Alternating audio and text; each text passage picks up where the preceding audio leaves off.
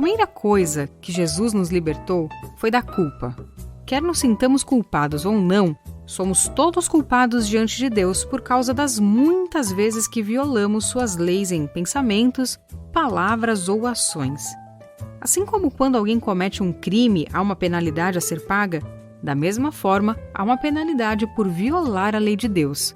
Romanos 6:23 diz: o salário do pecado é a morte. O resultado das coisas que fazemos de errado é a morte espiritual, ou seja, ser afastado de Deus eternamente. Todos nós merecemos sofrer essa penalidade. Na cruz, Jesus tomou essa sentença em nosso lugar, para que pudéssemos ser totalmente perdoados e a nossa culpa pudesse ser removida. Com o sacrifício de Cristo na cruz, Ele também nos libertou do vício. Jesus disse que quem peca é escravo do pecado. Jesus morreu para nos libertar dessa escravidão. Na cruz, o poder desse vício foi quebrado. Embora ainda possamos cair de vez em quando, o poder do vício é quebrado quando Jesus nos liberta. Mais uma liberdade concedida por Jesus foi o medo. Jesus veio para que, por meio da sua morte, pudesse destruir o diabo, que tinha o império da morte, e também para libertar os que foram escravos toda a sua vida por causa do medo da morte. Não precisamos mais temer a isso. A morte não é o fim para aqueles que Jesus libertou. Pelo contrário, é a porta de entrada para o céu, onde estaremos livres até da presença do pecado. Quando Jesus nos libertou do medo da morte, também nos libertou de todos os outros medos. Eu espero que você esteja gostando desse vídeo. Se você estiver mesmo, não esquece de deixar o seu like para eu saber, tá bom? Outra pergunta que talvez surja aí na sua cabeça pode ser: liberdade para quê? Jesus não está mais fisicamente na Terra, mas Ele não nos deixou sozinhos. Ele enviou o seu Espírito Santo para estar conosco. Quando o Espírito dele vive dentro de nós, Ele nos dá uma nova liberdade. Mas que liberdade seria essa? A primeira coisa que eu quero citar é a liberdade de conhecer a Deus. As coisas que fazemos de errado causam uma barreira entre nós e Deus, como lemos lá em Isaías 59:2, pois são os pecados de vocês que os separam do seu Deus. Quando Jesus morreu na cruz, Ele removeu a barreira que existia entre nós e o Senhor. Como resultado, Ele tornou possível que tivéssemos um relacionamento com o nosso Criador.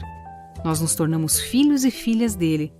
O Espírito nos assegura esse relacionamento e Ele nos ajuda a conhecer melhor o nosso Pai Celeste, além de nos ajudar a orar e entender a Palavra de Deus. Também nos foi dada a liberdade para amar. Em 1 João 4,19 diz: nós amamos porque Deus nos amou primeiro. Ao olharmos para a cruz, entendemos o amor de Deus por nós. Quando o Espírito de Deus vem viver dentro de nós, experimentamos esse amor. Ao fazê-lo, recebemos um novo amor por Deus e pelas outras pessoas.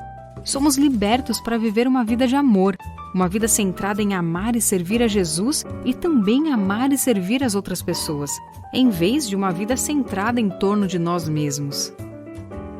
E ainda, nós temos a liberdade para mudar.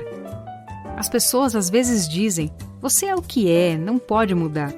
A boa notícia é que com a ajuda do Espírito Santo podemos mudar sim.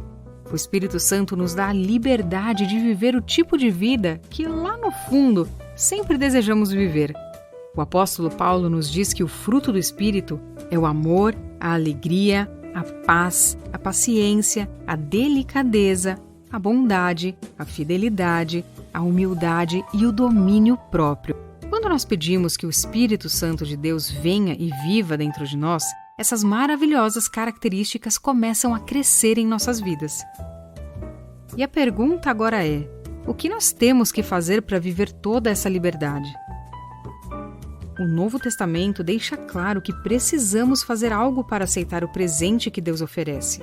Este é um ato de fé.